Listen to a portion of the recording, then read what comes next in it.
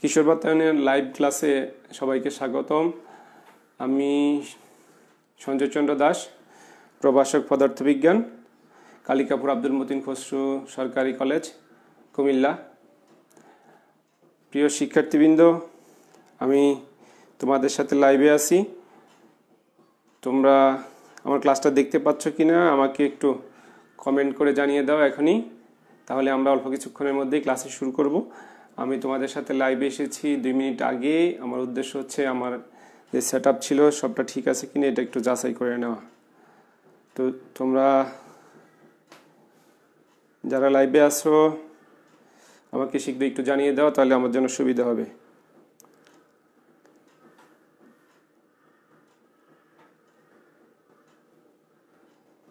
ওকে, live শুরু হয়েছে। আমি দেখতে পাচ্ছি লাইভ চলছে অলরেডি। অনেকে আমার সাথে সংযুক্ত।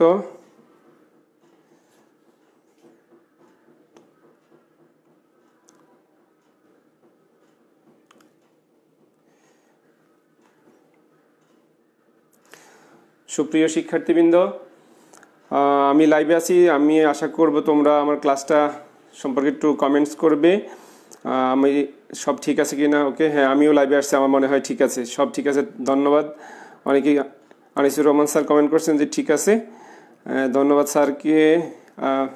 তো আমি ক্লাস শুরু করব একটু পরেই। তার আগে আমি নিজেও একটু শেয়ার করে নেই, তোমরাও আমার সাথে শেয়ার করো। শেয়ার করলে সুবিধা হবে কি, এই তোমার ফ্রেন্ড, অন্যান্য যে বন্ধুরা যারা এখন এই কিশোর বাতায়ন পেজের সাথে সংযুক্ত না, তারা তোমার টাইমলাইন থেকে এই পোস্টটা দেখতে পারবে। বা তোমরা বিভিন্ন গ্রুপে শেয়ার করো, তোমাদের ফ্রেন্ডদেরকে কমেন্ট করো, তাতে তারা সহজেই কী করবে, আমার এই পেজটা দেখতে পারবে। আমিও শেয়ার করে নিচ্ছি মাঝে।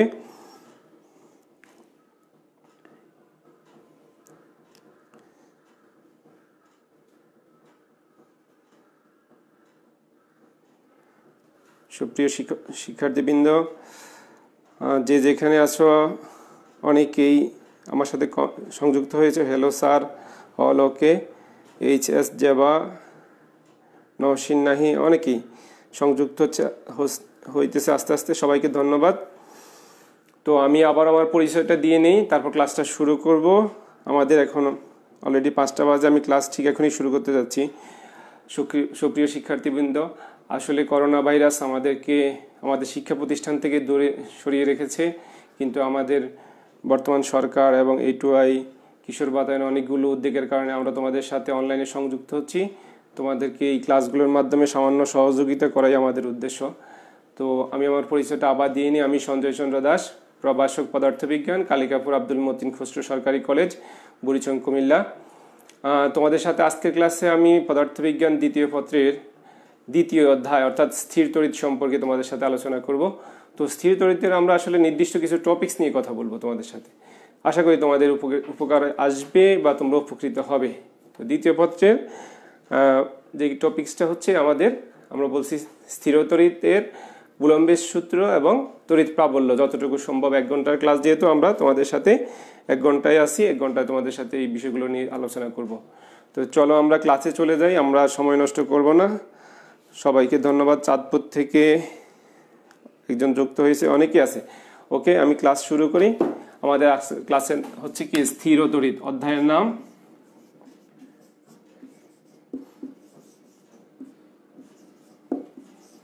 স্থির তড়িৎ, পদার্থবিজ্ঞান 2য় পত্রের স্থির তড়িৎ। তো স্থির তড়িৎ পড়ার আগে আসলে তড়িৎ স্থির হয় কিভাবে? তড়িৎ তো স্থির না, তাহলে স্থির কেন? আমরা সেই সম্পর্কে ব্যাখ্যা দিতে গেলে আমাকে প্রথমেই আদান সম্পর্কে ধারণা পেতে হবে যে আদান কি। তাহলে আমি প্রথমেই আজকের ক্লাসের শুরুতে তোমাদেরকে আদান সম্পর্কে ধারণা দিব। আদানের নিত্যতা, আদান কোয়ান্টায়ন, এই 3টা কনসেপ্ট আগে আমরা ব্যাখ্যা দিব, তারপরে আমরা কুলম্বের সূত্রে যাব। তো দেখো, প্রথমে আদান কি, আদান সম্পর্কে আমার ধারণা কি।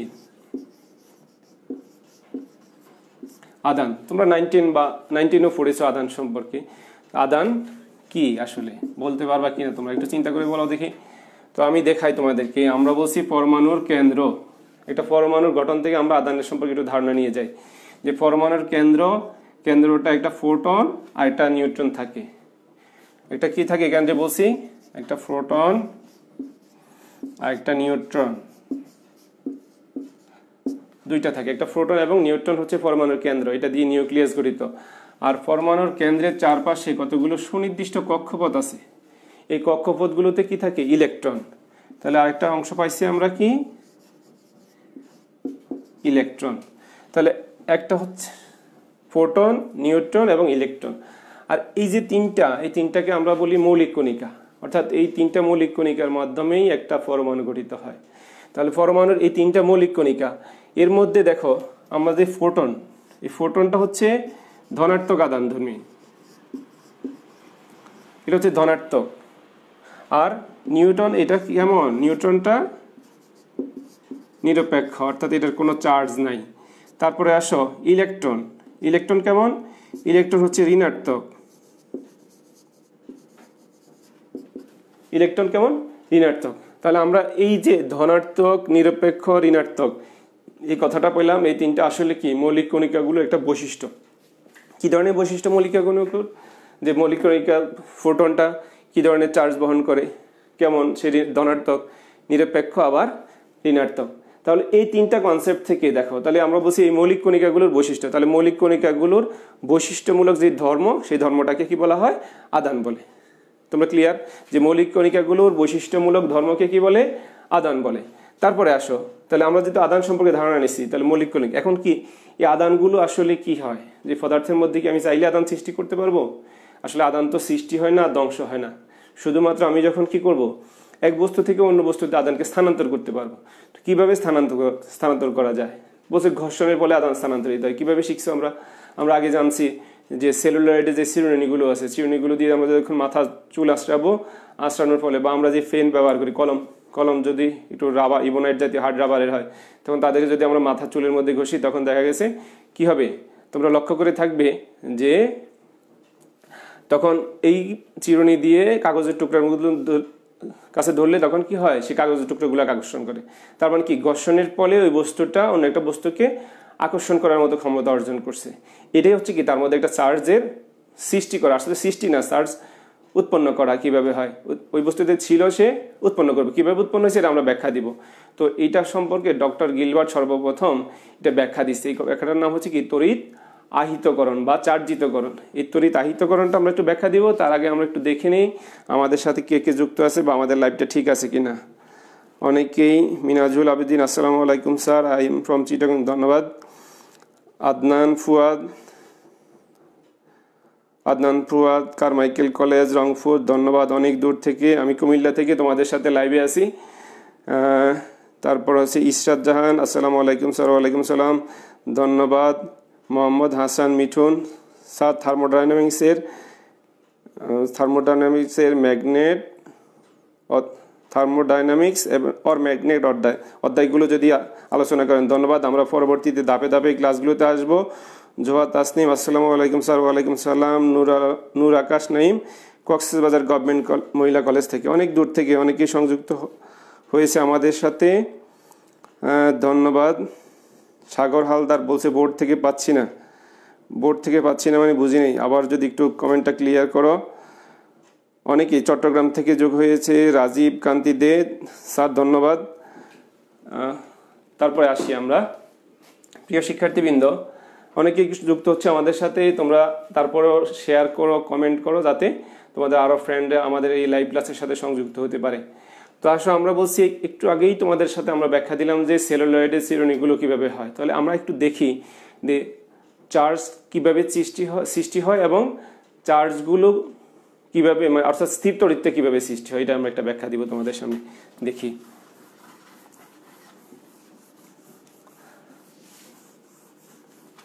আসো আমরা যদি একটা কাঁচদণ্ড মনে করো ইবোনাইট,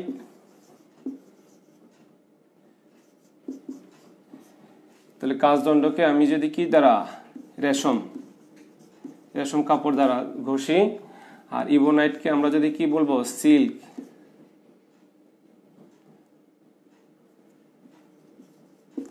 সিল্ক দ্বারা ঘষি। আবার কাঁচদণ্ডকে যদি আমরা কি দ্বারা ঘষি, কাঁচদণ্ড তুলা দ্বারা ঘষি। এভাবে আমরা যদি ঘষি, তাহলে সরি রেশম বা সিল্ক একই কথা, রেশম বা সিল্ক।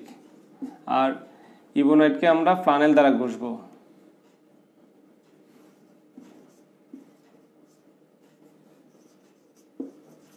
ফ্লানেল দ্বারা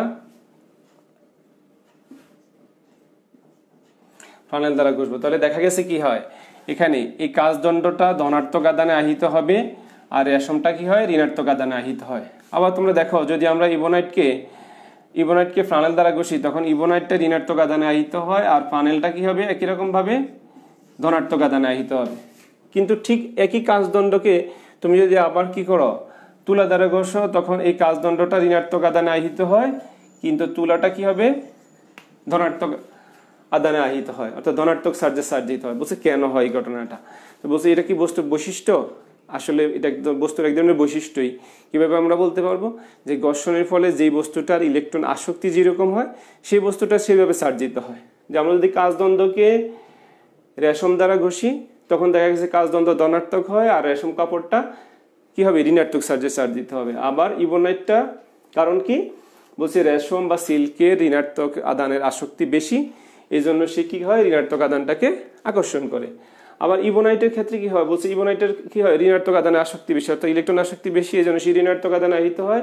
প্রাণাইল কিন্তু আবার ধনাত্মক আদানে আহিত হয়।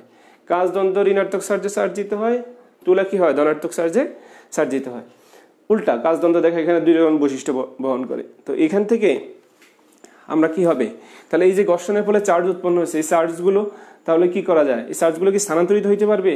বলছে না, স্থানান্তরিত হইতে পারে না, এগুলো স্থির থাকে। তাহলে এই যে স্থির থাকার কারণে এরা চলতে পারে না, স্থির থাকে, তাহলে তাদের যে প্রভাব এই প্রভাবটার নাম কি স্থিরতড়িৎ। তাহলে স্থিরতড়িৎ আমরা বুঝলাম স্থিরতড়িৎ। এখন এটা সম্পর্কে বিজ্ঞানী বেঞ্জামিন ফ্রাঙ্কলিন সর্বপ্রথম একটা ব্যাখ্যা দিয়েছে। বেঞ্জামিন ফ্রাঙ্কলিন বলল যে ঘর্ষণের ফলে আসলে দুই ধরনের চার্জের সৃষ্টি হয়। তো আমরা ব্যাখ্যা দিলাম কি দুই ধরনের চার্জ সৃষ্টি হয়। তাহলে আমরা যদি কি করো দেখো এই দুইটা কাজদ্বন্দ্বকেই, একটা কাজদ্বন্দ্ব কি ছিল একবার ধনাত্মক চার্জে চার্জিত হইলো আবার ঋণাত্মক চার্জে চার্জিত হইলো, তাহলে পরস্পরকে কি করবে, তারা পরস্পরকে আকর্ষণ করবে। তোমরা জানো যে বিপরীতধর্মী আধান পরস্পরকে কি করে আকর্ষণ করে। আর যদি সমধর্মী হয় মনে করো ইবোনাইট সাথে কাজদ্বন্দ্ব তখন কি হবে পরস্পরকে বিকর্ষণ করবে। তাহলে আকর্ষণ বিকর্ষণ এখানে কি হয়েছে একটা বল সৃষ্টি হয়েছে।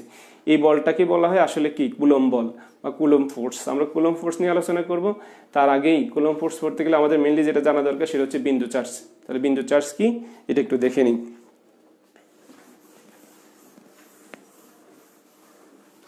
তাহলে বিন্দু আদান বা বিন্দু চার্জ।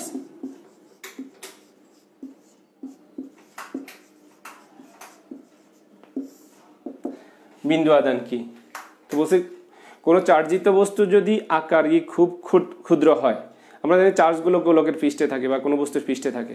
চার্জিত বস্তু যদি আকারে খুব ছোট হয়, এই ছোট চার্জিত বস্তু বা এই বিন্দু চার্জিত বস্তু, এই ছোট চার্জিত বস্তুটাকে কি বলা হয় বিন্দু চার্জিত বলছে। বলছে কেন আমার বিন্দু চার্জ দরকার কি, আমি বড় চার্জ নিলে সমস্যা কোথায় ছিল? কিন্তু বলছে কুলম্বের সূত্র যখন আমরা পড়াবো তখন দেখবে সেখানে দূরত্বের একটা ফ্যাক্টর আছে, মাধ্যমের একটা ফ্যাক্টর আছে। তো এইসব কারণেই বলছে যদি ছোট হয় তখন তার আবার ব্যাসার্ধ বা অনেকগুলো জটিলতা পরিহার করা যায়। এই জন্য আমরা আসলে কি বিন্দু চার্জ ব্যাখ্যা দিব।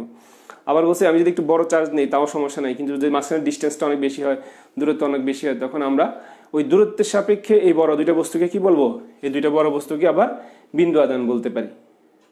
তাহলে এখন আসো, তাহলে আদানের সংরক্ষণশীলতা বা আদান নিত্যতা কি, আদানের নিত্যতা, এই বিষয়গুলো আমাদের রিলেটেড বেসিক জিনিস, এগুলো জানতে হবে, তারপর আমরা কুলম্বের সূত্রে যাব।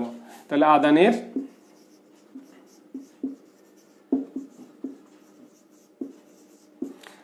নিত্যতা বা সংরক্ষণশীলতা। তাহলে আদানের নিত্যতা বলতে আমরা কি বলবো, যে আসলে আমি যতক্ষণ বললাম যে চার্জ সৃষ্টি হয়, আসলে কি চার্জ সৃষ্টি হয়, চার্জ কি ধ্বংস হয়? তো চার্জ ধ্বংস হয় না, সৃষ্টি হয় না। আমি জাস্ট দেখালাম যে ঘর্ষণের ফলে এক বস্তু থেকে চার্জ কি হয় অন্য বস্তুতে স্থানান্তরিত হয়। তারপর কি হবে, ওই বস্তুটাকে যদি অন্য কোনো বস্তুর সাথে স্পর্শ করি তখন আবার কি করবে, ওই বস্তুতে চলে যাবে বা অন্য আরেক বস্তুতে চলে যাবে, ঘর্ষণের ফলে আরেক বস্তুতে স্থানান্তরিত হবে। তাহলে জাস্ট চার্জ কি হয় স্থানান্তরিত হয়, নতুন কোনো চার্জ সৃষ্টি হয় না বা ধ্বংস হয় না। এই জন্য এটাকে কি বলা হয় আদানের নিত্যতা, আদানের সংরক্ষণশীলতা, অর্থাৎ আদানের কখনো ধ্বংস বা সৃষ্টি নাই, শুধুমাত্র চার্জের স্থানান্তর বা রূপান্তর, এক বস্তু থেকে অন্য বস্তুতে চার্জ স্থানান্তর হইতে পারে। তার মানে এটা একটা রাসায়নিক বিক্রিয়ার মাধ্যমে তোমাদেরকে দেখাই। দেখো আমরা জানি ইউরেনিয়াম 92 235 জাস্ট একটা নিউট্রন দ্বারা যদি তাকে আমরা আঘাত করি, এটা বিখ্যাত একটা পারমাণবিক বিক্রিয়া, রাসায়নিক বিক্রিয়া, রাসায়নিক বিক্রিয়া নয়, পারমাণবিক বিক্রিয়া। পারমাণবিক চুল্লিতে বিক্রিয়াটা সংঘটিত হয়। তো এক্ষেত্রে কি হবে, barium plus krypton plus neutron plus শক্তি, প্রচুর পরিমাণে শক্তি উৎপন্ন হয়। তাহলে এই বিক্রিয়াটাতে এখন দেখো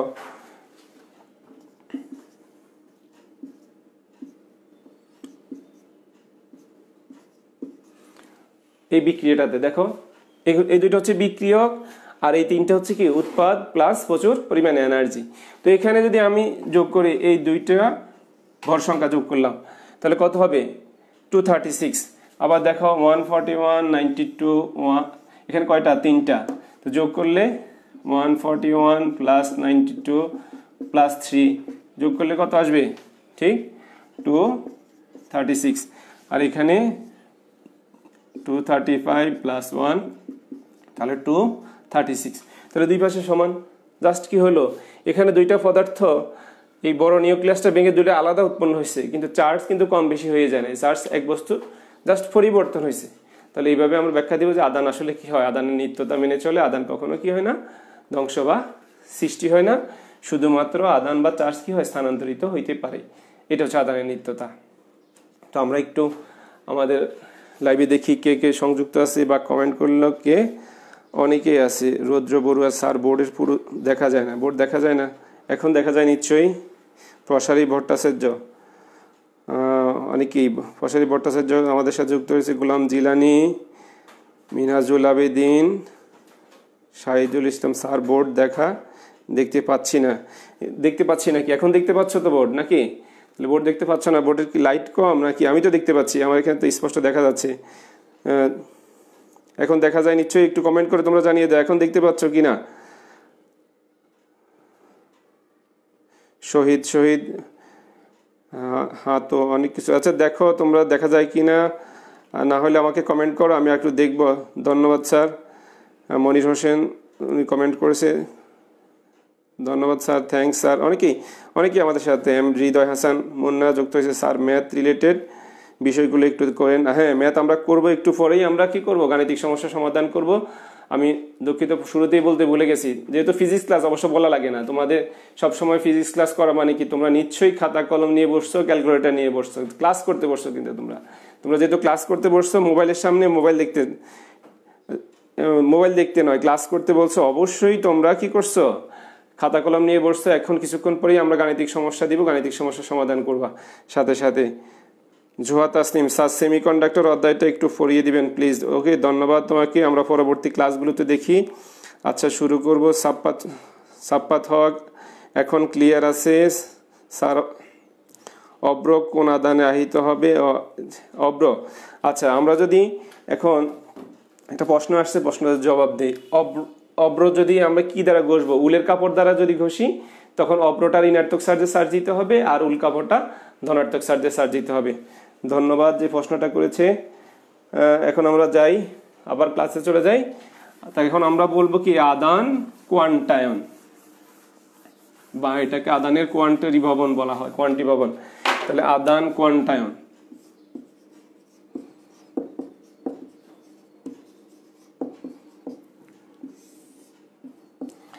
আদান কোয়ান্টায়ন, ঠিক আছে। তাহলে আদান কোয়ান্টায়ন কি? তো বলছে আসলে কোন বস্তুতে কয়টা ইলেকট্রন থাকবে, বা ইলেকট্রনের চার্জটা কি, কয়টা ইলেকট্রন না কি পরিমাণে চার্জ থাকবে, সেটা নির্দিষ্ট করা হচ্ছে আদান কোয়ান্টায়ন। আমি একটা সমীকরণের সাহায্যে তোমাদেরকে সহজে দেখাই দিই। আমরা বলছি Q equal to N E. এখানে কিউ মানে কি, কিউ ইকুয়াল টু হচ্ছে মোট আদান সংখ্যা, মোট চার্জ বা আদান, এন ইকুয়াল টু জাস্ট সংখ্যা, নাম্বার, আর ই হচ্ছে কি, ই ইলেকট্রনের চার্জ।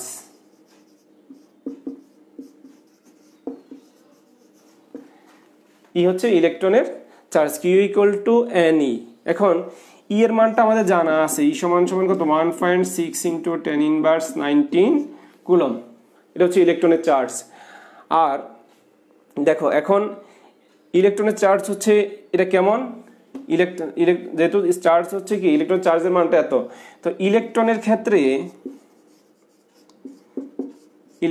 ক্ষেত্রে আমরা এটাকে কি লিখতে পারবো, যেহেতু ইলেকট্রনের চার্জ কেমন হবে মাইনাসই লিখতে পারি না, কারণ ইলেকট্রনের চার্জ আসলে অ্যাকচুয়ালি কি ঋণাত্মক, তাহলে মাইনাসই। আর যদি ফোটন হয়, ফোটনের ক্ষেত্রে কেমন হবে, ফোটনের ক্ষেত্রে এটা কি লিখবো ইকুয়াল টু হচ্ছে প্লাসই। অর্থাৎ তাহলে আমাদের যে এই সমীকরণটা, তাহলে আমি এখন ব্যাখ্যা দিতে পারবো যে কোনো একটা বস্তুতে কয়টা চার্জ আছে, তাহলে আমরা বলবো কিউ ইকুয়াল টু কি কেমন হইতে পারে। যদি আমরা এটা ইলেকট্রনের জন্য বলি তাহলে কত হবে, minus E, minus 2e, minus 3e, এরকম ইত্যাদি হইতে পারে। আর যদি ফোটন হয়, তো ফোটনের ক্ষেত্রে আমরা কি বলবো, শুধু ই বা প্লাস ই, তাহলে প্লাস 2e প্লাস 3e।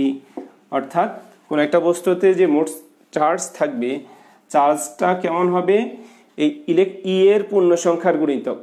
ই এর পূর্ণ সংখ্যার গুণিতক বলতে যে এই যে চার্জ ছিল 1.6 × 10⁻19, তার পূর্ণ সংখ্যার গুণিতক সেটা একবার ধনাত্মক হবে বা ঋণাত্মক হবে। যদি সেটা ইলেকট্রনের কথা চিন্তা করি তখন আমরা কি হবে, মাইনাস হবে ঋণাত্মক, আর যদি ফোটন হয় তাহলে হবে কি ধনাত্মক। এই দুইভাবে আমরা ব্যাখ্যা দিতে পারবো। আর তাহলে কি এখন যদি আমাকে বলা হয়, তাহলে তোমরা, আমি একটু আগে বলছিলাম যে একজন বললো যে গাণিতিক সমস্যা করানোর জন্য, তো আসো আমরা গাণিতিক সমস্যা যাই। আমি একটা কাজ দিই তোমাদেরকে, তোমরা এটা হিসেব করে দেখাও আমাকে খুব দ্রুত। 30 সেকেন্ড সময় দিব, সবাই অ্যান্সারটা দেখে অ্যান্সারটা কমেন্ট করবে, দ্রুত কমেন্ট বক্সে অ্যান্সার লেখো। যে কোনো বস্তুতে, আমি প্রশ্ন লিখলাম না, কোনো বস্তুতে 32 × 10⁻19 কুলম চার্জ থাকতে পারবে কি, প্রশ্ন। দ্রুত জবাব দাও, 30 সেকেন্ড সময় দেখি কে কে কমেন্ট করতে পারো, অনেক দ্রুত কমেন্ট করো, পারবে কিনা। খুব সহজ একটা গাণিতিক সমস্যা, আমার মনে হয় তোমরা দ্রুত করে ফেলতে পারবা। জুয়েল রানা কমেন্টস করছে ফোকাসের সমস্যা, ফোকাস প্রবলেম কেন হচ্ছে, এখন বোর্ড ক্লিয়ার দেখা যাচ্ছে, গুড। শরীফুল ইসলাম স্যার বলছেন থ্যাংক ইউ স্যার। অনেকেই সংযুক্ত, নরসিংদীর অনলাইন পাঠশালার পক্ষ থেকে অভিনন্দন। এমডি মনির হোসেন স্যার ধন্যবাদ স্যার। জনাব এমডি সবুর আহমেদ স্যার সুন্দর ক্লাস, ধন্যবাদ সবুর স্যারকে। অনেকেই সংযুক্ত হচ্ছে আমার সাথে, ধন্যবাদ সবাইকে। এখন আসো অ্যান্সার, তোমরা কি অ্যান্সার বের করতে পারছো, কমেন্ট করো দ্রুত দেখি। তো যদি না পারো তাহলে আমার সাথে আসো, আমি দেখাই দিই। এই সমীকরণ থেকে আমরা কি বের করব, আমরা যদি n নাম্বার বের করতে চাই তাহলে হবে n = q/e। তাহলে q এর মান কত, এখানে দেওয়া আছে 32 × 10⁻19 কুলম, আর e এর মান কত হচ্ছে আমরা জানি 1.6 × 10⁻19 কুলম। তাহলে কত হবে অ্যান্সার বলো দেখি, অ্যান্সার 20। অর্থাৎ n এর মান 20 হওয়ার অর্থ হচ্ছে কি যে n এর মান 20। তাহলে আসলে কি কোন একটা বস্তুতে 32 × 10⁻19 কুলম চার্জ থাকতে পারবে। তো এখান থেকে আমরা তাহলে আদান কোয়ান্টাইনের মূল অর্থটা কি, যে কোনো বস্তুতে মোট চার্জের পরিমাণ অবশ্যই ইলেকট্রনের চার্জের পূর্ণ সংখ্যার গুণিতক হবে, কখনো কি হবে না, এটা ভগ্নাংশ হবে না, কখনো এটা ভগ্নাংশ হবে না। এখন আসো আমরা কুলম্বের সূত্রের দিকে যাই। যেহেতু আদান কোয়ান্টাইন নিয়ে তোমাদের আর কোনো প্রশ্ন থাকার কথা নয়, নিশ্চয়ই কোনো প্রশ্ন নাই, কেউ থাকলে প্রশ্ন করতে পারো। 20, ওকে গুড। অনেকেই, মিনুর রহমান কমেন্ট করছে 20, রিপা কমেন্ট করছে 20, ধন্যবাদ।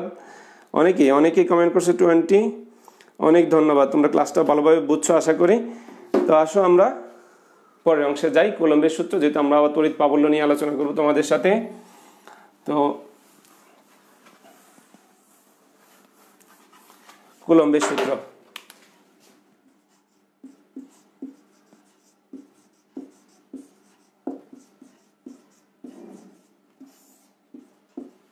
আমরা শুরুতেই বলছিলাম যে কুলম্বের সূত্র দুইটা বিন্দু চার্জের ক্ষেত্রে প্রযোজ্য হবে। তো আমরা লিখে নিই, একটা চার্জ, একটা চার্জ, ধরে নিই এটা কত Q1, এটা কত Q2, দুইটা চার্জের মধ্যবর্তী দূরত্ব কত r। তো আমরা এই কুলম্বের সূত্রটা কোনো নির্দিষ্ট মাধ্যমের ক্ষেত্রে কি হবে, কুলম্বের সূত্র তিনটা কন্ডিশনের উপর নির্ভর করবে। একটা হচ্ছে আদানের পরিমাণ,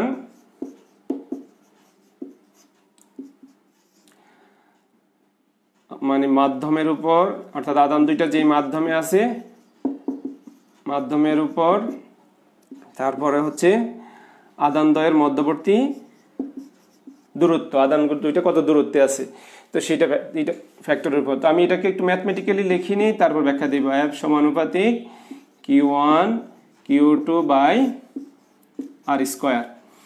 তো এখান থেকে দেখো, তো বলছে কিভাবে হয়, বলছে যে কোনো দুইটা চার্জের মধ্যে ক্রিয়াশীল আকর্ষণ বা বিকর্ষণ বলের মান, আমি আগেই বলছিলাম যে তড়িৎ বল, তোমরা মহাকর্ষ বল সম্পর্কে জানো যে মহাকর্ষ বল শুধুমাত্র কি ধরনের বল, শুধু আকর্ষণধর্মী বল, কিন্তু তড়িৎ বল হচ্ছে কি, তড়িৎ বল যেহেতু চার্জ আছে, আমি শুরুতেই দেখাইছিলাম যে সমধর্মী চার্জ যদি হয় তাহলে কি হবে, বিকর্ষণ, বিপরীত চার্জ হলে আকর্ষণ হবে, বিপরীতধর্মী চার্জ পরস্পরকে আকর্ষণ করে, সমধর্মী হলে বিকর্ষণ করে।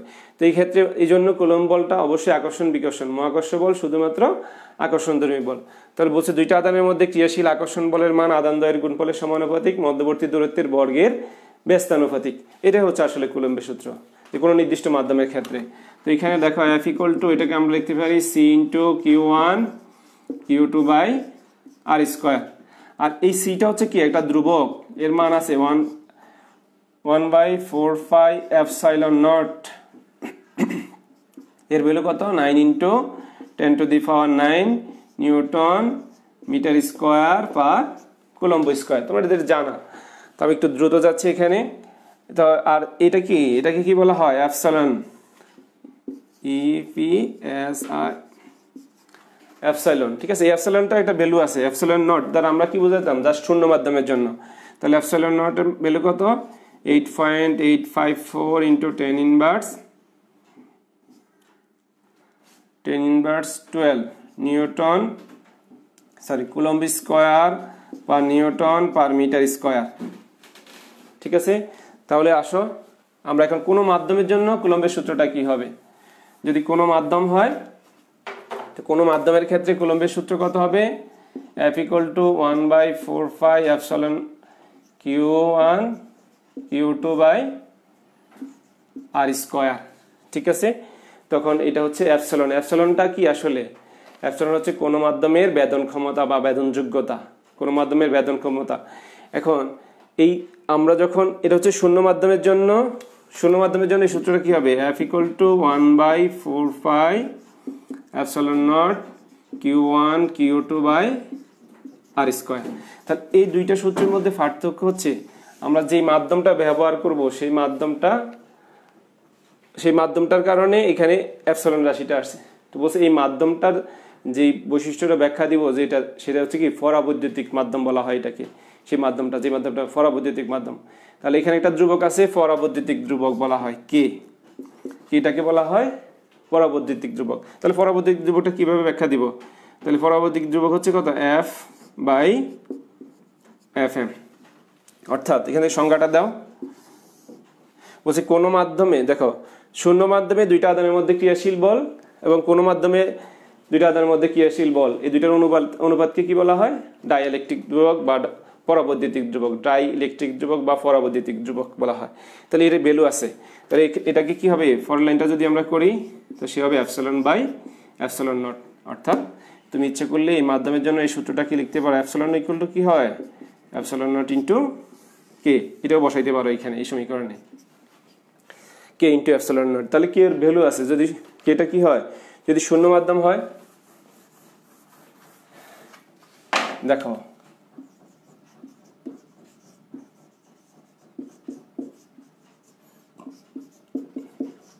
শূন্য মাধ্যমে কে ইকুয়াল টু 1, আর বায়ু মাধ্যমে কে ইকুয়াল টু হচ্ছে 1.0005। ঠিক একই রকম ভাবে যদি মাধ্যম চেঞ্জ হয়, মাধ্যম চেঞ্জ হওয়ার সাথে সাথে কে এর মানটা চেঞ্জ হয়ে যাবে। তাহলে এখন বসাও যে কুলম্বের সূত্রের ভেক্টর রূপটা কেমন হবে, করো দেখি, তোমরা নিজেরা খাতায় করে ফেলো, তারপর আমার সাথে মিলাই নেবে, আমি লিখবো এখনই কুলম্বের সূত্রের ভেক্টর রূপ। কারণ কুলম্ব ফোর্স বল, যেহেতু বল একটা ভেক্টর রাশি, তাহলে তার কি হবে ভেক্টর রূপটা কেমন হবে দেখো। তাহলে কি হয়, F ইকুয়াল টু, করি আমি, তোমরা মিলাই নাও আমার সাথে, আমি আশা করি তোমরা এতক্ষণে করে ফেলেছো। যে কোনো মাধ্যমের জন্য আমি লিখলাম, এই জন্য এপসাইলন নট কে কি হবে, Q1 Q2 by R square into একটা একক ভেক্টর। আমরা যদি একটা একক ভেক্টর বসাই তাহলে সে কি হবে, ভেক্টর প্রকাশ করবে। অথবা আমরা এভাবে লিখতে পারি, দেখো vector equal to 1/4πε0 k q1 q2 divided by r cube into r vector. তোমরা ভেক্টর থেকে এটা নিশ্চয়ই শিখে আসছো আগে, একক ভেক্টর থেকে আমরা করতে পারি, যেভাবে একক ভেক্টর নির্ণয় করেছিলাম সেভাবে বসালে এই দুইটা হচ্ছে কুলম্বের সূত্রের ভেক্টর রূপ। এটা আমি দুইটা বিন্দু চার্জের জন্য প্রয়োগ করলাম। তো এখন আসো তোমরা, আমি তোমাদেরকে এখন একটা গাণিতিক সমস্যা দিব, এটা তোমরা এখন আমাকে করে দিবে। সময় মাত্র 1 মিনিট বা সর্বোচ্চ 1 মিনিট 1.5 মিনিটের মধ্যে তোমরা করবা, করে আমার এখানে অ্যান্সারটা লিখে দিবে। ঠিক আছে, আমি প্রশ্নটা বোর্ডটা মুছে তোমাদের সামনে বাড়ির কাজটা দিয়ে দিচ্ছি, তোমরা এটা করো।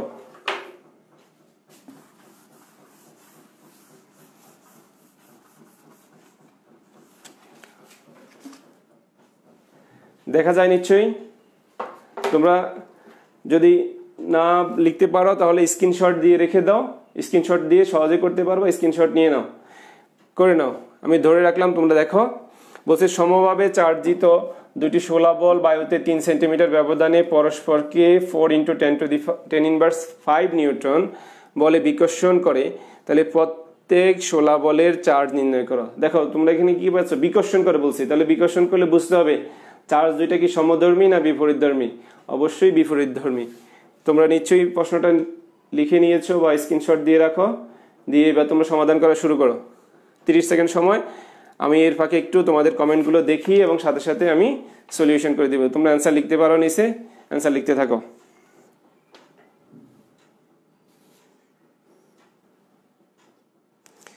ওকে, অনেকে আমার সাথে আসো দেখা যাচ্ছে।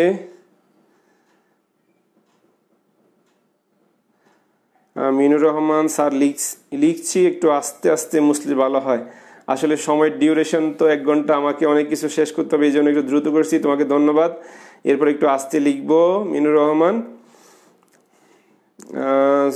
আবারও আমাদের এমডি সবুর আহমেদ খান স্যার আমাদের সাথে সংযুক্ত হয়েছে, চমৎকার ক্লাস ভাই, ধন্যবাদ সবুর স্যারকে। মোহাম্মদ আলী, দেখা যায় না আলী, কি দেখা যায় না প্লিজ একটু বলবেন, কি দেখা যায় না, বোর্ড কি দেখা যায় না? আমি তো স্যার কোশ্চেন বুঝতে পারি নাই। Okay, thank you. আবার আমি তাহলে কোন কোশ্চেনটা দেখাচ্ছি। আমাদের আনিসুর রহমান স্যার, বেড়ামারা কলেজ কুষ্টিয়া থেকে, স্যার বলে everything is okay sir, thank you Anis স্যারকে সুন্দর একটা কমেন্ট করার জন্য, সহযোগিতা করার জন্য কমেন্ট করে। এবার তাহলে অনেকেই প্রশ্নটা দেখতে পারো নাই বলছে একজন, হৃদয়, আমি আবার তোমাকে দিচ্ছি। একজন অবশ্যই আমাকে অ্যান্সার দিয়ে দিচ্ছে 2 × 10⁻4। সরি, অ্যান্সারটা বোধহয় একটু ভুল আছে, তোমাকে তারপর আমি করে দিচ্ছি। দেখো আমি আবার দেখি প্রশ্নটা। হ্যাঁ, আমরা বলছিলাম যে সমভাবে চার্জিত দুটি শোলা বল বায়ুতে 3 সেন্টিমিটার ব্যবধান রাখা আছে। তাহলে আমাদের এখানে আর দেওয়া আছে, আর কত, 3 সেন্টিমিটার। তাহলে আর কি করো, 3 × 10⁻, কত হবে, 2 মিটার। এটাকে আমরা মিটারে নিয়ে নিব। তুমি হয়তো এই কাজটা করো নাই, যে অ্যান্সার দিয়েছিল 2 × 10⁻4। তাহলে এখন আসো, এফ এর মান কত, 4 × 10⁻5 নিউটন। তাহলে এফ দেওয়া আছে, তাহলে আমরা কি বলবো যে Q1 = সমভাবে আহিত বলা আছে, তাহলে Q1 = Q2 = হোয়াট? তাহলে আমি কিউ এর ভ্যালু বের করবো যে কিউ কত হয়। তাহলে আমরা কুলম্বের সূত্রটা থেকে লিখি, এফ = হচ্ছে 1/4πε0 Q1, আমি সরাসরি করে ফেলি, Q²/R²। তাহলে বসাও, এফ এর মান কত, 4 × 10⁻5 = 9 × 10⁻9 × Q² ডিভাইডেড বাই R²। তার মানে কি 3 × 10⁻2 হোল স্কয়ার। ওকে, তো এখান থেকে ক্যালকুলেশন করে আমরা যদি কিউ এর মান বের করি কত আসবে, ±2 × 10⁻9 কুলম। আমরা অ্যান্সার পেয়ে গেছি, তোমরা মিলাই নাও। আমার মনে হয় তোমরা অনেকে এই মুহূর্তে সমাধান করে নিয়েছো।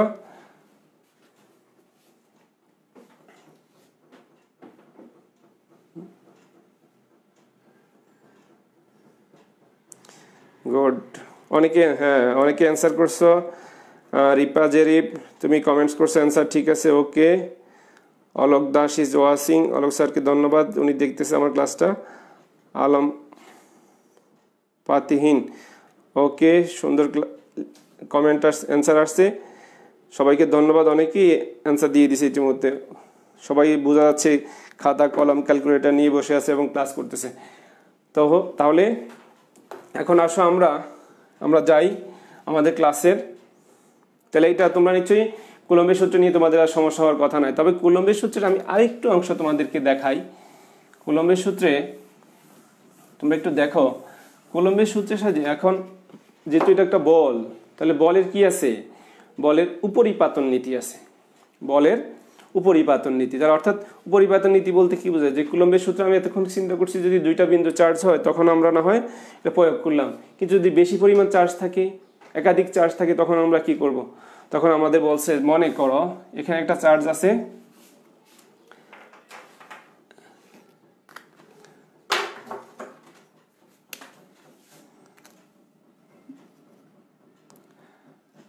মনে করো এখানে একটা চার্জ কত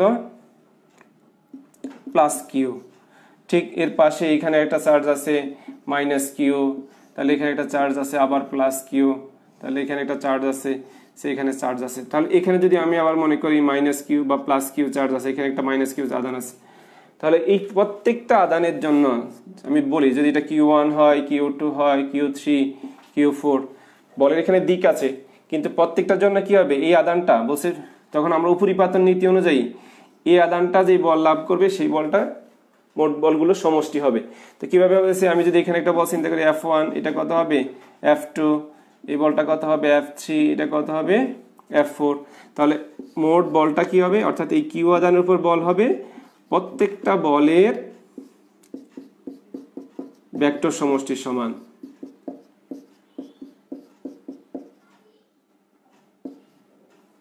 প্রত্যেকটা বলের ভেক্টর সমষ্টির সমান। আরো চার্জ থাকলে আমরা আরো বল নিতে পারবো, সবগুলো বলের ভেক্টর সমষ্টি হবে কি এই কিউ চার্জের উপর একটা লব্ধি বল। তো আসো আমরা তাহলে কুলম্বের সূত্র এই পর্যন্ত রাখলাম আমরা। এখন আমরা তড়িৎ প্রাবল্য নিয়ে একটু আলোচনা করি। তো তড়িৎ প্রাবল্য তোমরা যদি না লিখে থাকতে পারো তাহলে স্ক্রিনশট দিয়ে রাখো, বা ভিডিও আছে তোমরা পরে দেখে করে নিবা। তো আমরা এখন তড়িৎ প্রাবল্য পড়ব। তড়িৎ প্রাবল্য পড়ার আগে আমরা তড়িৎ ক্ষেত্র নিয়ে একটু আলোচনা করি।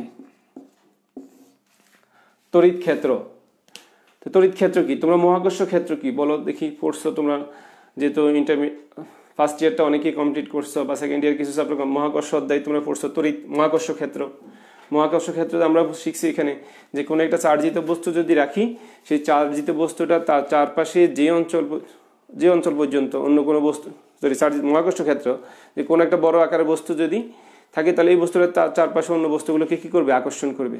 তাহলে যেই পর্যন্ত আকর্ষণ করতে পারে সেটা হচ্ছে তার কি মহাকর্ষ ক্ষেত্র। তাহলে ঠিক কোথাও যদি আমরা একটা চার্জ রাখলাম, কেমন চার্জ রাখলাম, মনে করো এখানে একটা চার্জ রাখলাম প্লাস কিউ, তাহলে এই প্লাস কিউ আধানটা কি করবে, তার চারপাশে এরকম একটা বিশাল ক্ষেত্র এরিয়া নিয়ে নেবে, যে এর মধ্যে সে কি করবে, অন্য যে কোনো চার্জ আসলে সেই চার্জটাকে সে কি করবে, অন্য কোনো আধান তার মধ্যে আসলে সেটা প্রভাবিত করবে।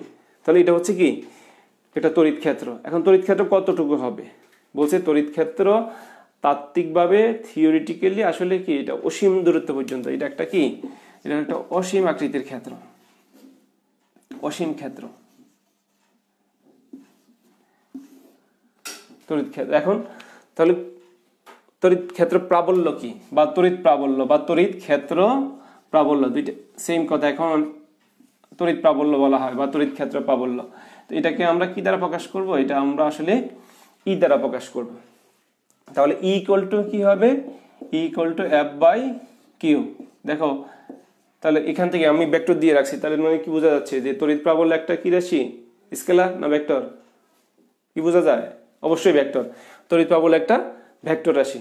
তাহলে ভেক্টর রাশি হইলে তাহলে তার কি থাকবে, দিক থাকবে।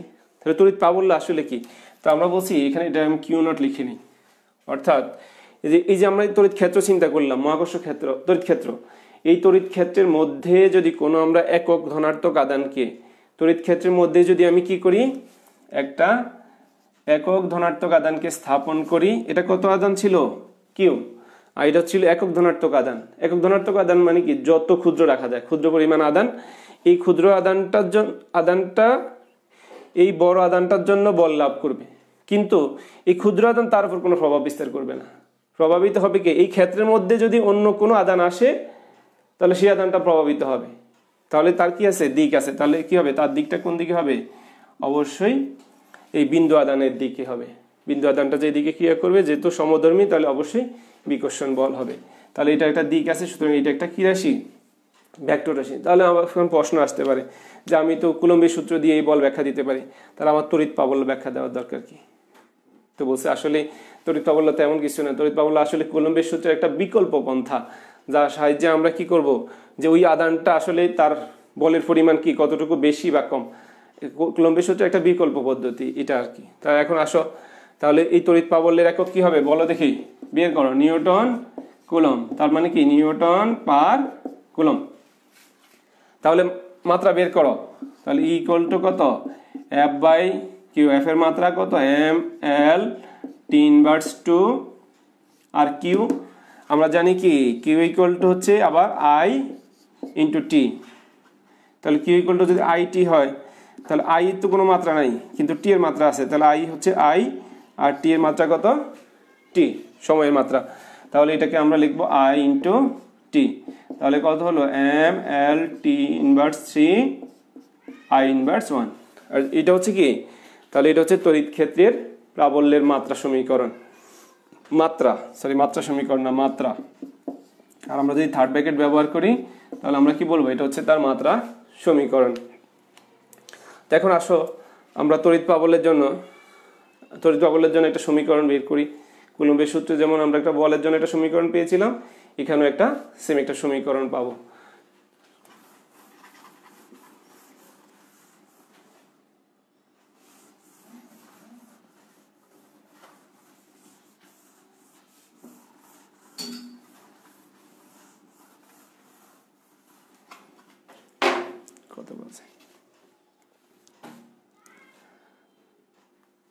ওকে, এখন আমরা দেখো, তো আমি মুছে ফেললাম। এখন দেখো, মনে করো এই কিউ নট প্লাস কিউ আদান, এখানে একটা প্লাস কিউ আদান, এখান থেকে আর দূরত্বে এখানে কত একটা আদান ছিল, প্লাস কিউ নট আদান। তাহলে দূরত্ব কত তাদের, আর। তাহলে এই দুইটা আদানের মধ্যে আমরা বলছি তড়িৎ প্রাবল্যের সমীকরণ।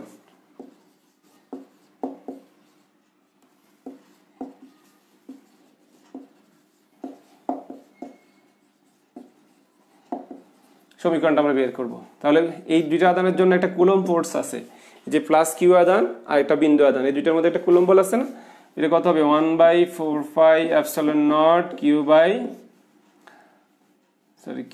Q naught divided by R square, যদি শূন্য মাধ্যম হয়। তাহলে এখন আমরা একটু আগে দেখালাম ই ইকুয়াল টু কত ছিল, এফ বাই কিউ নট। তাহলে বসাও, তাহলে এখানে যদি আমি বসাই, এই সমীকরণটা মান বসাই, তাহলে কত হবে, করো দেখি। তাহলে 1/4 epsilon naught Q naught divided by R square divided by Q naught, তাহলে কত হয়, 1/4 epsilon naught Q by R square. তাহলে এই সমীকরণটা আসলে কার, এই সমীকরণটাই তড়িৎ প্রাবল্যের সমীকরণ। এখন তড়িৎ প্রাবল্যের সমীকরণ আমরা তাহলে এখন তোমাদেরকে দিয়ে একটা গাণিতিক সমস্যা করাই নেই, খুব ছোট একটা অঙ্ক তোমরা করে ফেলবা অল্প সময়ের মধ্যে, আশা করি খুব দ্রুত 30 সেকেন্ড বা 1 মিনিট সময়ের মধ্যে তোমরা করে ফেলতে পারবা।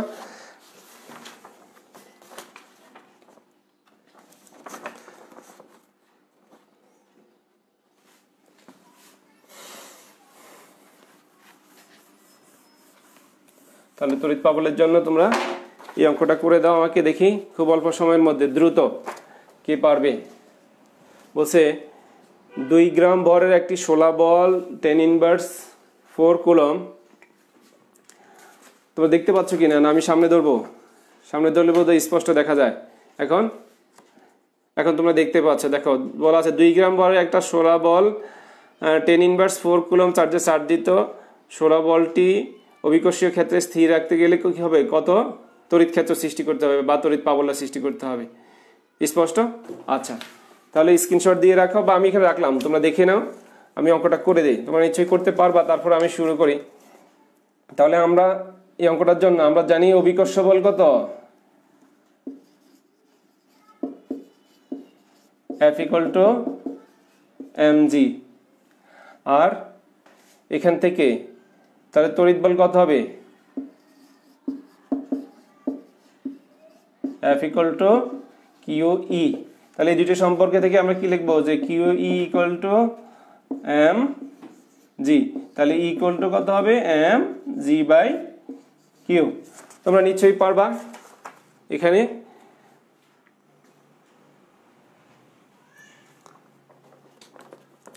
দুই গ্রাম ভর, তাহলে এখানে তো দেওয়াই আছে, বাকি সবগুলো রাশি দেওয়া আছে না। তাহলে m সমান সমান কত, 2 গ্রাম। গ্রামকে তোমরা কেজিতে কনভার্ট করে নাও, জানো 2 × 10⁻³ কেজি হবে। আর জি এর মান, জি ইকুয়াল টু আমরা জানি 9.8 মিটার/সেকেন্ড স্কয়ার। আর কিউ তো দেওয়া আছে কত, 10⁻⁴ কুলম্ব। ওকে, তাহলে তোমরা এই সমীকরণটাতে বসাও, বসাই অঙ্কটা করে ফেলো। এই সমীকরণে বসাও, এই মানগুলো বসাইলেই তোমাদের কি হবে, দুঃখিত এই সমীকরণে বসাও, এই সমীকরণটা না, এই সমীকরণে বসাও, বসাইলে অঙ্কটা হয়ে যাবে। করে নাও, তোমরা পারবে আশা করি। 196। ওকে, রিপা জারিফ সে অলরেডি অ্যান্সার লিখিয়ে দিয়েছে আমাকে, 196 নিউটন পার কুলম। অনেক ধন্যবাদ তোমাকে।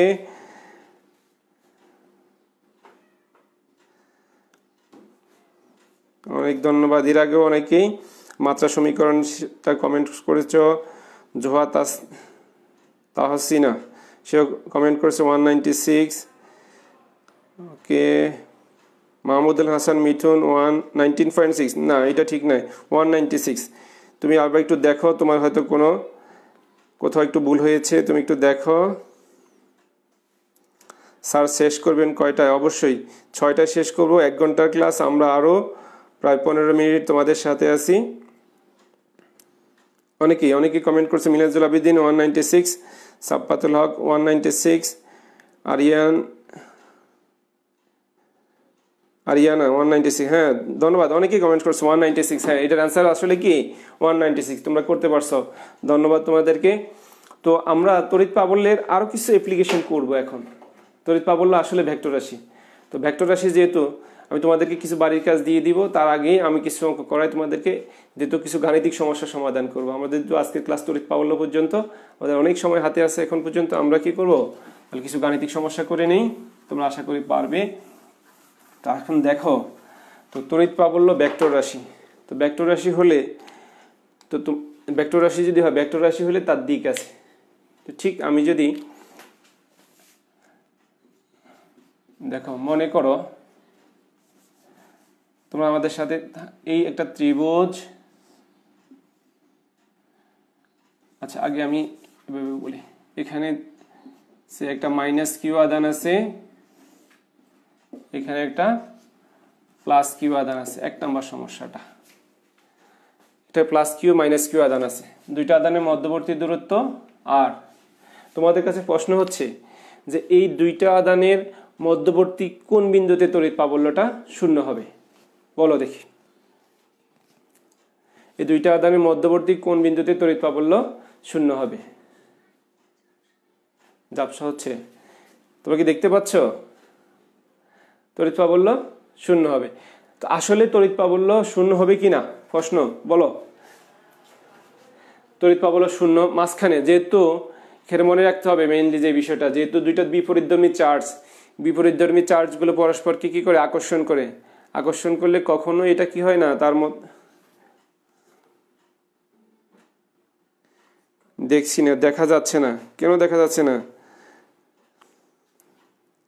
এখন দেখা যায়, একটু ঝাপসা হয়ে আছে মেবি, দেখছি না, হয়তো নেট প্রবলেম। একটু তোমরা একটু অপেক্ষা করো, দেখছি না।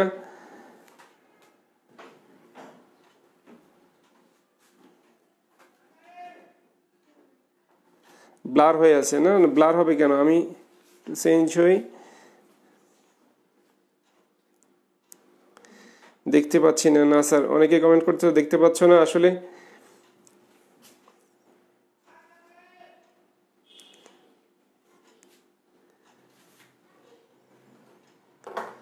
দুঃখিত, আমি একটু ক্যামেরার পিছনে যাই, কেন দেখতে পাচ্ছ না একটু দেখি।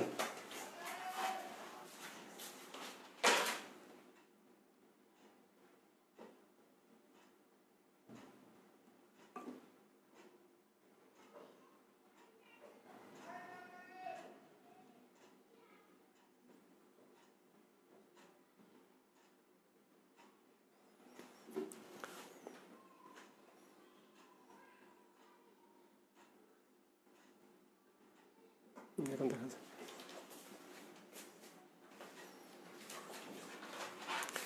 হ্যাঁ, আমরা আবার দেখতে পাচ্ছি। এখন এখন দেখা যায় মনে হয়, একটু দেখো স্যার, এখন ক্লিয়ার। হ্যাঁ, থ্যাংক ইউ।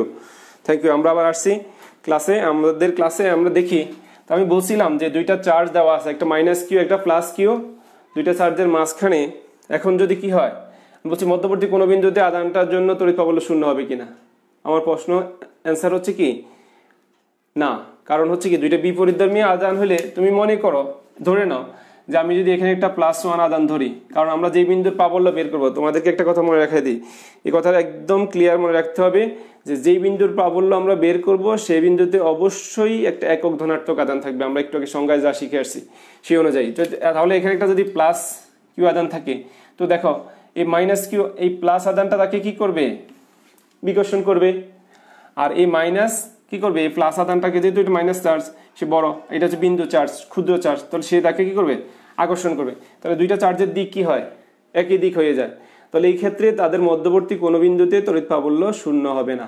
তাহলে তড়িৎ প্রাবল্য শূন্য হবে কোথায়, তার বাহিরের কোনো বিন্দুতে, এইদিকে বা এইদিকে। আমরা দুই পাশেই বের করতে পারি যে দুই পাশেই যে কোনো বিন্দুতে তড়িৎ প্রাবল্য অবশ্যই শূন্য হবে, মধ্যবর্তী কোনো বিন্দুতে তড়িৎ প্রাবল্য শূন্য হবে না। মনে রাখবা, যদি বিপরীতধর্মী আধান হয়, আমি আবারও বলতেছি, যদি বিপরীতধর্মী আধান হয় তাহলে চার্জ দুইটার মধ্যবর্তী বিন্দুতে তড়িৎ প্রাবল্য কোথাও শূন্য হবে না, এর বাহিরের কোনো বিন্দুতে শূন্য হবে।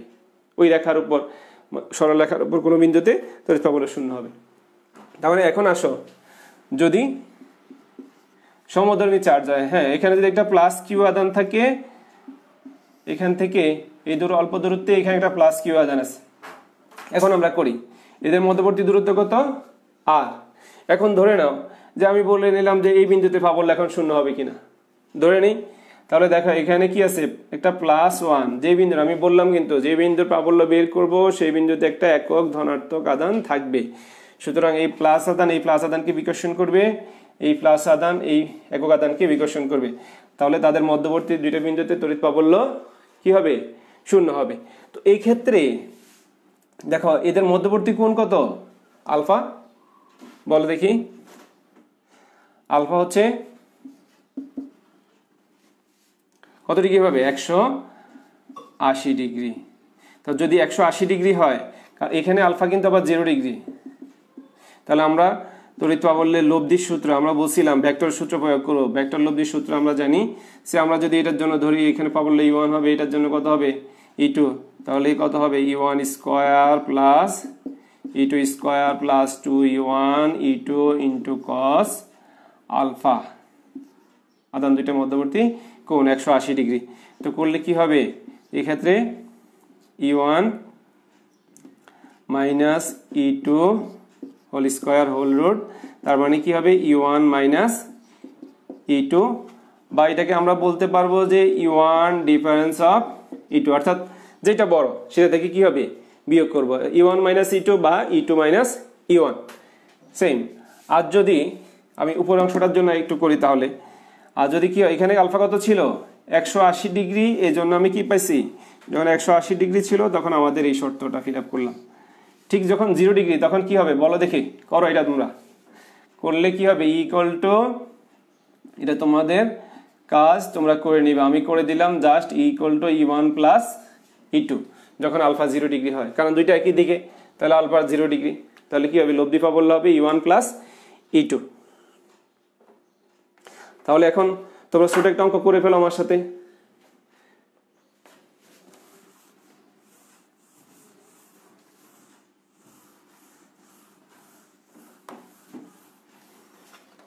ছোট একটা গাণিতিক সমস্যা করো, দেখি কে কে পারো। আমি একটা ত্রিভুজ নিলাম,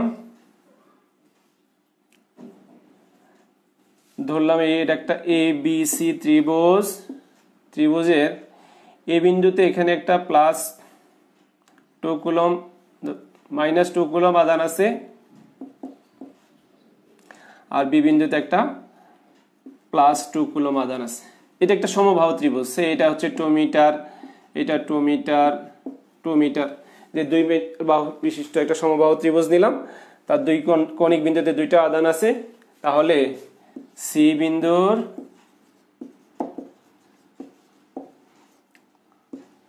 প্রাবল্য কত হবে বের করো দেখি। তাহলে সি বিন্দুর প্রাবল্যটা কত হবে? সি বিন্দুর প্রাবল্য বের করো। তাহলে এই ক্ষেত্রে আমি চিত্রটা, তোমার কি লেখাটা কি ছোট হয়ে গেল, একটু বড় করে দেব? তাহলে এই ক্ষেত্রে কি করবা, এখন এটা হচ্ছে এ বিন্দু, বি, এখানে কত আছে -2 কুলম, এখানে +2 কুলম। তাহলে সি বিন্দুতে এখানে আমরা বলছি, কিছুক্ষণ আগেই বললাম যে বিন্দুর প্রাবল্য বের করবা সেই বিন্দুতে কত চার্জ আছে, একক ধনাত্মক আছে। তাহলে এখানে একটা +1 আধান আছে। তাহলে এই প্লাস চার্জ এই প্লাস আধানের উপর কি করবে, একটা বিকর্ষণ বল সৃষ্টি করবে, আর এই মাইনাস চার্জ এই প্লাস আধানের উপর একটা আকর্ষণ বল সৃষ্টি করবে। তো আমি যদি এটাকে বলি E1, এটা কত হবে E2। আর এটা কেমন ত্রিভুজ, সমবাহু ত্রিভুজ। তো সমবাহু ত্রিভুজের আমরা জানি প্রত্যেক কোণ কত ডিগ্রি হয়, 60 ডিগ্রি। তাহলে এই কোণটা যদি 60 ডিগ্রি হয়, তাহলে এই কোণটা কত হবে, অবশ্যই 120 ডিগ্রি, অর্থাৎ আলফা ইকুয়াল টু এখানে 120 ডিগ্রি। তাহলে আমরা এখন সেই লব্ধি প্রাবল্যের সূত্রে বসাবো। আর এটা তো প্রত্যেক বাহুর মান দেওয়া আছে, তোমরা তো E1 বের করতে পারবা। E1 1/4πε0 Q1/r², এটা তো পারবা। তো সেম ভাবে E1 E2 বের করবা, E1 এর E2 কি হবে, সমানই হবে E1। আবার তুমি একই রকম ভাবে E2 বের করতে পারো, করে লব্ধির যে সূত্রটা আছে আমাদের √of E1² plus E2² plus 2E1 E2 cos alpha. এখানে আলফা কত ডিগ্রি, আলফা অবশ্যই 120 ডিগ্রি। বাস মান বসালে আমরা এই সি বিন্দুর জন্য লব্ধি প্রাবল্য বের করতে পারবো। আশা করি তোমাদের এখানে সমস্যা হওয়ার কথা না, তোমরা করে ফেলো বা করতে পারবে। সমাধানটা করো সবাই, দেখি অ্যান্সারটা কত হয়।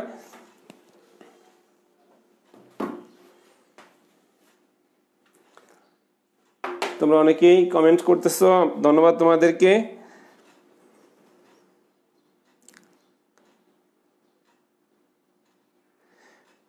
সাগর হালাদা শান্ত, cos 180 ডিগ্রি -1, জি cos 180 ডিগ্রি -1, cos 0 হলে E = E1 + E2 কেন? একজন প্রশ্ন করছে, আসলে cos 0 হলে cos 0 ডিগ্রির মান 1।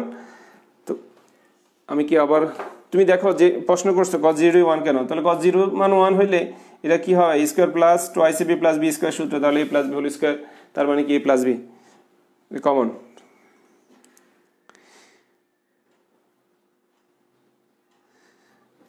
হৃদয় হাসান, মুন্না স্যার শেষে বুঝলাম না, শেষে না বুঝলে আমি আবার ব্যাখ্যা করতেছি। বলছি এখানে একটা -2 কুলম আছে, এখানে একটা +2 কুলম আছে।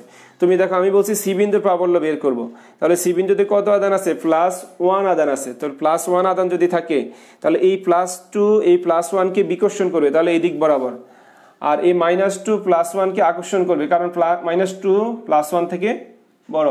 তাহলে এইটা কি করবে, সে আকর্ষণ করবে, আকর্ষণ করবে মাইনাস চার্জ, তো এটা তো বিন্দু আধান, তো বিন্দু আধানকে সে আকর্ষণ করবে।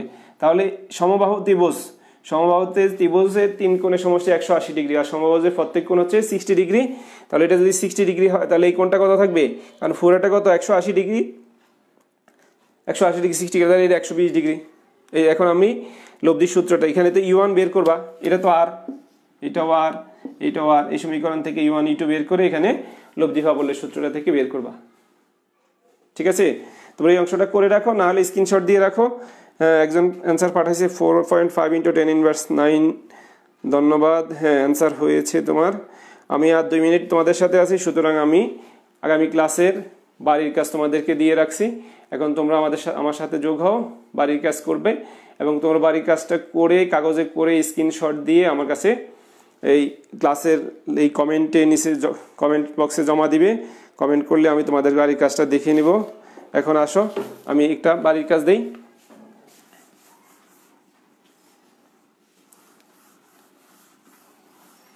সহজ দুটো বাড়ির কাজ দিব। দেখো এখানে একটা আবার একই রকম ভাবে করলাম,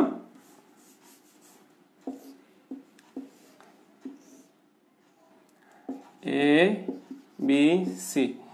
ঠিক এখানে একটা +2 কুলম চার্জ আছে, এখানে +2 কুলম আধান আছে। সি বিন্দুর প্রাবল্য কত হবে তোমরা বের করে নাও। আর দুইটা বাড়ির কাজ আমার এখানে আছে, কুলম্বের সূত্র এবং তড়িৎ প্রাবল্য সম্পর্কিত। তোমরা এটা একটা ছবি রেখে দাও, স্ক্রিনশট নিয়ে নাও, তাহলে তোমরা কি করবে, এই অংশটাও বাড়ির কাজ করতে পারবে। তোমরা তো এটা লিখে নাও, এটা হচ্ছে আগের অঙ্কটার মতোই -2 জায়গায় +2, এখানে +2। তাহলে সি বিন্দুর জন্য তড়িৎ প্রাবল্য কত হবে তোমরা এটা বের করে কাজটা করে আমাকে দেখাবা। আর এই অংশটা একটু দেখো, এই অংশটা দেখা যায় এখন। এই অংশটা বাড়ির কাজ করবা, বাড়ির কাজ করে স্ক্রিনশট দিয়ে জমা দিবা। এটা ছবি তুলে ছবিটা কমেন্ট বক্সের মধ্যে জমা দিবা। তোমরা স্ক্রিনশট নিয়ে নাও, তাহলে সহজেই করতে পারবা। তো প্রিয় শিক্ষার্থীবৃন্দ, তোমাদের সবাইকে ধন্যবাদ। আমি আবারও আমার পরিচয়টা তোমরা যারা পরে সংযুক্ত হয়েছ, আমি সঞ্জয় চন্দ্র দাস, প্রভাষক পদার্থবিজ্ঞান, কালিকাপুর আব্দুল মতিন খসরু সরকারি কলেজ, পদার্থবিজ্ঞানের একজন ক্ষুদ্র শিক্ষক। আমি তোমাদের সাথে আরও সামনের ক্লাসগুলোতে হয়তো বা সংযুক্ত হব। পর্যায়ক্রমিকভাবে এই সম্পূর্ণ অধ্যায়টা করে দেওয়ার চেষ্টা করব। তোমরা করোনা ভাইরাস একটা অদৃশ্য অণুজীব, যেটা আমরা আসলে চোখে দেখতে পাই না, কিন্তু আমরা সবাই এটার ভয়ে আতঙ্কিত। আজকেও বিশাল অঙ্কের লোকজনের শরীরে করোনা ভাইরাসের জীবাণু পাওয়া গেছে। তোমরা বাসায় থাকো, বাসায় থেকে নিরাপদে থাকো, তোমাদের জন্য আমরা চিন্তিত। তবে আমাদের ক্লাসগুলো উপভোগ করো, কমেন্ট করো, শেয়ার করো, মেসেঞ্জারের সাথে আমাদের সাথে যুক্ত হও এবং কিশোর বাতায়নের পেজে সবসময় ক্লাসগুলো দেখো। ধন্যবাদ তোমাদের সবাইকে। সবাই ভালো থাকবে, সুস্থ থাকবে এই প্রত্যাশা রেখে আজকের ক্লাস আমি এখানেই শেষ করছি। তোমাদের সবাইকে ধন্যবাদ। সবাই ভালো থাকবে এই প্রত্যাশা রেখে সবাইকে ধন্যবাদ জানাচ্ছি।